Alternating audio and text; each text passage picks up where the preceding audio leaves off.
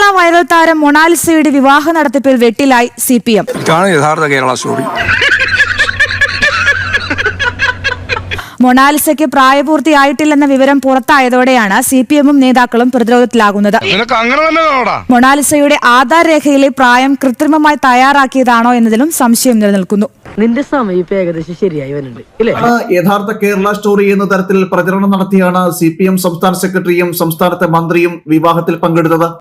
നീ എന്തിനാണ് റോട്ടിൽ കൂടെ പോണ ഏണിയൊക്കെ പിടിക്കണത്? നാട്ടുകാരെ കൊണ്ട് പറയിപ്പിക്കാൻ വേണ്ടിട്ട് CPM നടത്തി കൊടുക്കുന്ന വിവാഹമായി ഇതിനെ ചിത്രീകരിക്കുകയും ചെയ്തു. തൊട്ടു പിന്നാലെയാണ് മൊണാലിസയുടെ പ്രായം സംബന്ധിച്ച വിവരങ്ങളും പുറത്തു വന്നത്. ഇവിടെ കഴിഞ്ഞ വർഷം മൊണാലിസയുടെ ജന്മദിനത്തിൽ റിപ്പോർട്ട് ചെയ്തത് 16 വയസ്സ് എന്നാണ്. ജനുവരി 21, 2009 ഡേറ്റ് ഓഫ് ബർത്തായി പറയുന്നത്. അങ്ങനെയാണെങ്കിൽ മൊണാലിസയുടെ നിലവിലെ പ്രായം 17 വയസ്സും 2 മാസവുമാണ്. മൊണാലിസയുടെ ജന്മദിനത്തിൽ മലയാളത്തിലെ മുഖ്യധാര മാധ്യമങ്ങളും 16 വയസ്സ് എന്ന് തന്നെയാണ് കഴിഞ്ഞ വർഷം റിപ്പോർട്ട് ചെയ്തത്. രാഷ്ട്രീയ നേതാക്കൾ അടക്കം എത്തിയിട്ടുണ്ടായിരുന്നു. റഹീം, മന്ത്രി V ശിവൻകുട്ടി, അതുപോലെ തന്നെ MV ഗോവിന്ദൻ അടക്കമുള്ളവരൊക്കെയാണ് വിവാഹത്തിന് നേതൃത്വം നൽകിയത്.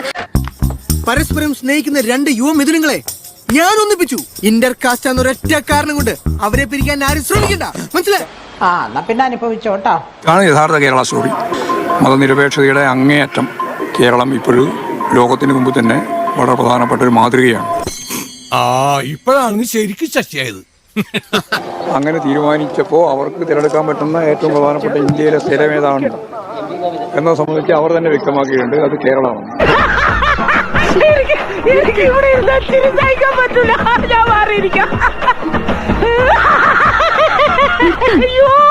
കേരള സ്റ്റോറി സിനിമയിലൊക്കെ മറ്റൊരു കേരളത്തെയാണ് അവർ വരച്ചു കാട്ടാൻ ശ്രമിച്ചത്. അതിനുള്ള മറുപടിയായി ഇത്തരം കാര്യങ്ങൾ മാറും. ഇതാണ് യഥാർത്ഥ കേരള സ്റ്റോറി. 3 പേർക്കെതിരെയും ശൈശവ വിവാഹ നിരോധന നിയമപ്രകാരവും അതുപോലെ തന്നെ ഇന്ന് രാത്രി കഴിഞ്ഞാൽ പോക്സോ കേസും എടുക്കേണ്ട ഒരു സാഹചര്യമാണുള്ളത്. കയ്യിന്ന് പോയടാ ചാർലി. പൊട്ടന്മാര് പൊട്ടന്ന ലോക പൊട്ടനാണ്.